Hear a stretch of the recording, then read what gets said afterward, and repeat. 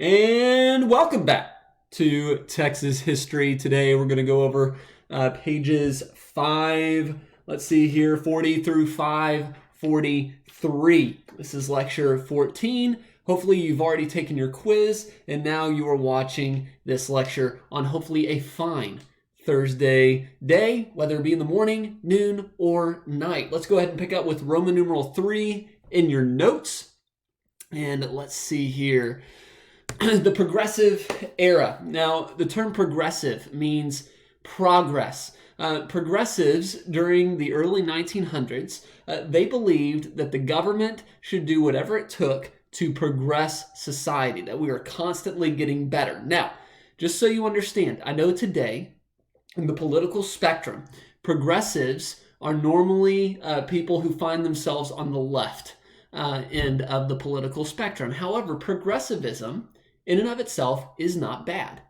Progressivism is basically the belief that you want to make society better. But there are parts of progressivism today that are espoused by progressives that believe the government needs to take control of everything to make society better, and that's not the case. But we're going to look at some progressive reforms. Reform meaning you are reforming something for the better. And so we're going to start with reforms in city government. So as more Texans moved to cities, new problems developed. Many reformers worked to solve these social and political problems, and later on they'll try to solve these racial problems as well. But the Storm of 1900, which we've already talked about, that was described by many as the worst natural disaster in the United States. It was Storm 1900 in Galveston. It brought about the first political reform. I want you to remember that video that we watched concerning the Storm of 1900. It said that the whole city was just wiped. Everything, they were basically starting from scratch on everything. And so the current form of government with a mayor and certain positions like that wasn't cutting it. They needed to overhaul their political system in order to get a lot of things done quickly.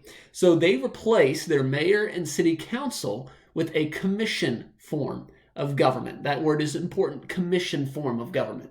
So in a commission form of government, you have 5 elected commissioners.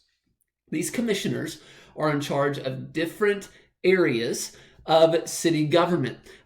For example, it says here in your notes, there would be one commissioner over the police, one commissioner over the fire department, water services was another. So you had 5 elected commissioners, and it kind of split the responsibilities into 5 groups instead of all this responsibility on the mayor.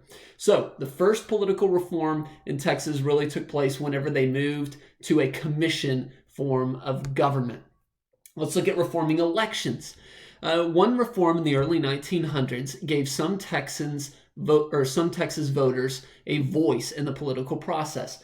If you remember, okay, I know in your book it says that progressive reformers believed that the ability to vote was important in a democracy. Need I remind you, we are not a democracy. That term makes my blood boil.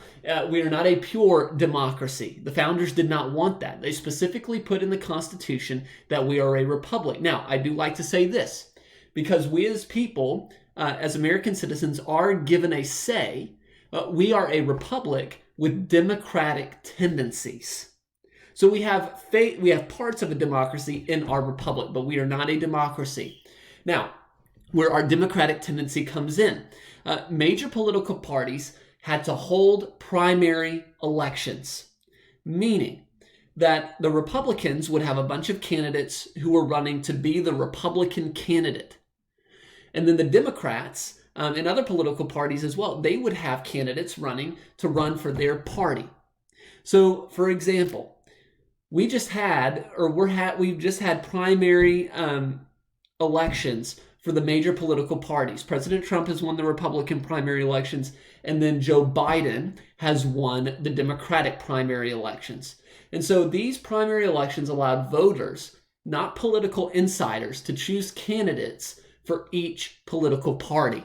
That's huge, and we get to enjoy that to this day. Then you have reforming Texas education.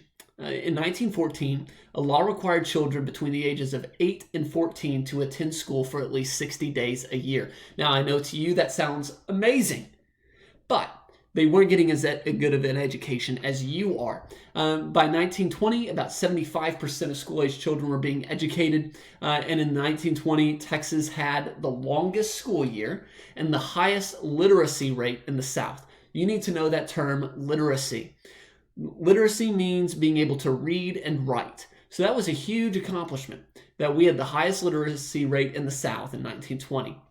Now, a big part of this was Annie Webb Blanton. Annie Webb Blanton was elected as state superintendent of education, meaning she was in charge of education in Texas, and that this made her the first woman to hold statewide office. So a huge deal, Annie Webb Blanton, and she did a great job as the state superintendent of education. She's known for making textbooks distributed for free to certain students, also reforming policies in education, and also making sure that good teachers were teaching Texas students. So that's where we're going to stop today with our lecture. I do want to give you a new poll. What state would you least want to live in? Which state in the United States would you least want to live in? Mine would be Alaska. I know some of you, like one of my friends, he said Oklahoma would be the worst. And I was like, really? And he told me this joke. He said, you know why Texas doesn't fall into the ocean, right? And I said, why? And he said, because Oklahoma sucks so bad. And so he cannot stand Oklahoma, but I think that's because he's a Texas Longhorn fan. If you don't get it, go look at a map. You'll understand. All right. I hope you have a great rest of the day, and I will see you in Friday's lecture.